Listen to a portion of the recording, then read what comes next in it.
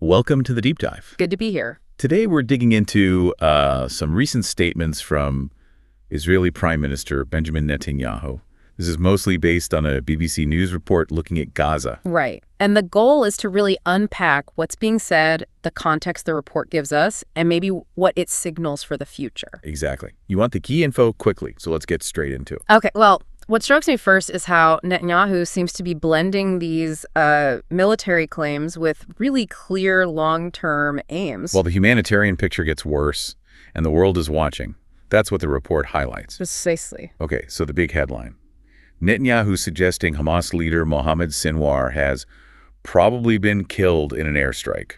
Probably killed. Yeah, that word probably is doing a lot of work there. How so? Well, even just suggesting it puts pressure on Hamas internally, creates uncertainty, but it also means Israel isn't, confirming it outright. So something to keep an eye on. Definitely. Yeah. Especially when you link it to Netanyahu's other stated goals for this conflict. Which the report laid out as getting all the hostages back, defeating Hamas entirely, and ensuring Israeli security control over all of Gaza. That last one sounds like a very long-term, very significant goal. It's not a minor thing. No, it doesn't. And you see the immediate effects, right? The report mentions ongoing displacement orders from the Israeli army. Yes. Families still being told to move, constantly shifting. The humanitarian cost there is just immense. Okay, now this part really stood out to me.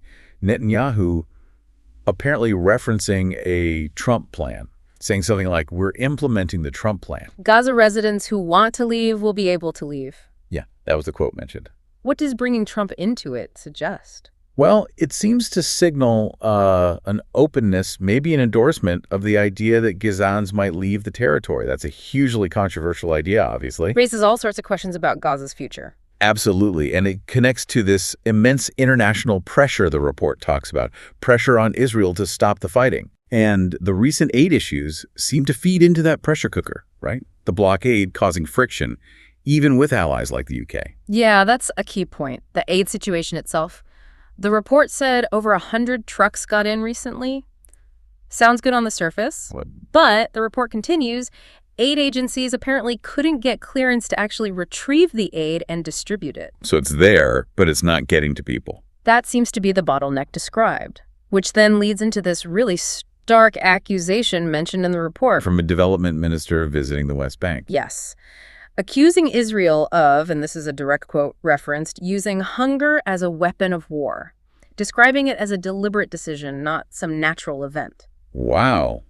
That's a heavy charge. Using hunger. And the report links this to concerns about potentially millions starving. It also notes how the destruction in Gaza is damaging Israel's image globally.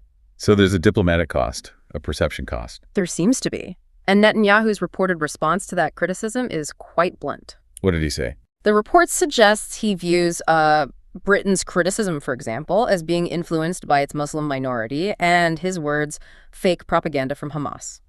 And that phrase, criticism and consequences, are now the language of allies.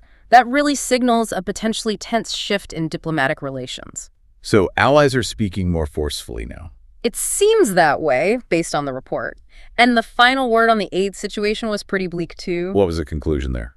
That this trickle of aid won't do much to ease the hunger in Gaza or the pressure from allies who are horrified by Israel's plans. So it feels like a situation that's just stuck and getting worse. To recap the report's points, a potential major Hamas leader killed, Israel holding firm on its military goals, a dire humanitarian crisis with aid blocked, growing international anger, and strained relationships with key partners. Looking at all of that, what's the lingering question we should leave our listeners with? What's the provocative thought here? I think it has to be about the end game, If these are the stated goals and these are the methods being reported, what are the long-term consequences?